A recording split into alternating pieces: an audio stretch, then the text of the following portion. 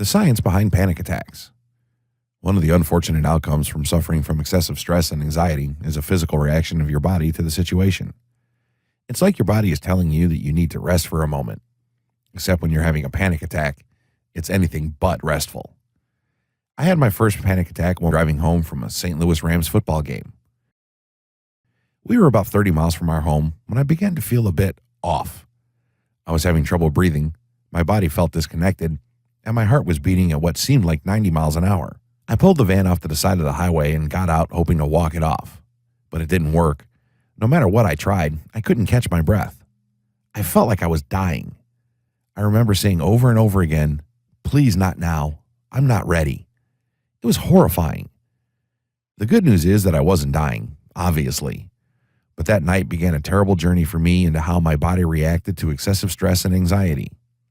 Since then, I have had many panic attacks, but I also learned how to recognize that one might be coming on and how to control it. I'm not always able to get a hold of it completely, and will occasionally fall into a full-blown panic mode, but it's a lot better than it was. Signs of an oncoming panic attack.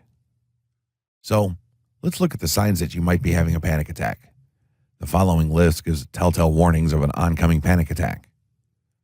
Palpitations, a pounding heart or an accelerated heart rate, sweating, trembling or shaking, shortness of breath, a choking sensation, chest pain or discomfort, nausea or stomach cramps, derealization, a feeling of unreality, fear of losing control or going crazy, fear of dying, numbness or tingling sensation in your face and limbs, chills or hot flashes. You would be surprised at how many people go to the hospital emergency room completely sure that they are having a heart attack, only to find out it's a panic attack. They're that intense.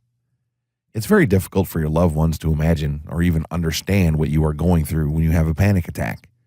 They may lose patience with you, tell you to get over it, or think you're faking. It may help if you show them the following scenario.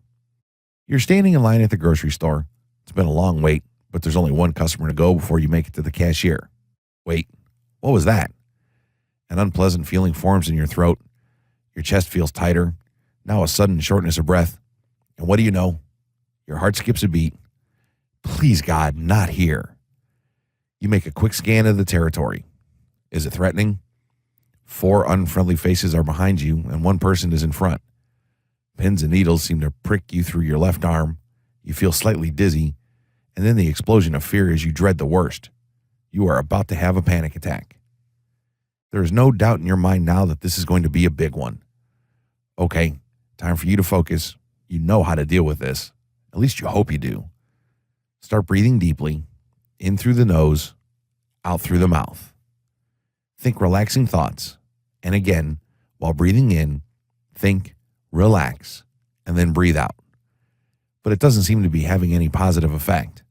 In fact, just concentrating on breathing is making you feel self-conscious and more uptight. Maybe if you try to relax your muscles, tense both shoulders, hold for 10 seconds, then release. Try it again. Nope, still no difference.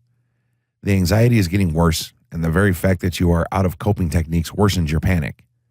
If only you were surrounded by your family, or a close friend were beside you so you could feel more confident in dealing with this situation. Now, the adrenaline is really pumping through your system. Your body is tingling with uncomfortable sensations, and now the dreaded feeling of losing complete control engulfs your emotions.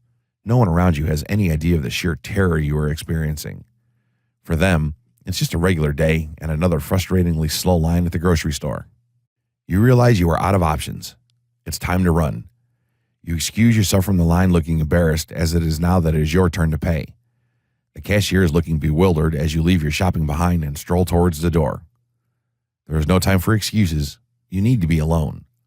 You leave the supermarket and get into your car to write it out alone. You wonder whether or not this was the big one, the one you fear will push you over the edge mentally and physically. 10 minutes later, the panic subsides. It's only 11 in the morning. How in the world can you make it through the rest of your day? If you suffer from panic or anxiety attacks, the above scenario probably sounds very familiar. It may have even induced feelings of anxiety and panic just reading it. In fact, it was difficult for me just to write it. The particular situations that trigger your panic and anxiety may differ. Maybe the bodily sensations are a little different. What's important to realize is that panic attacks are very real to the people who are having them, and they should never be pushed off to the side. I remember one evening at home when I was by myself watching one of my favorite television programs. I thought I was in a safe place. There was no obvious trigger, and I felt completely relaxed. Out of nowhere, I began having symptoms of a panic attack. The four walls of my living room were closing in around me. I couldn't breathe and felt like I was dying. I stepped out onto my front porch for some fresh air and began deep breathing exercises. The symptoms eventually went away, but it left me wondering why exactly I had that attack. There was no obvious reason, no stressful situation, and no indicator that a panic attack might be impending. That's the strange thing about panic. Sometimes your mind can play tricks on you.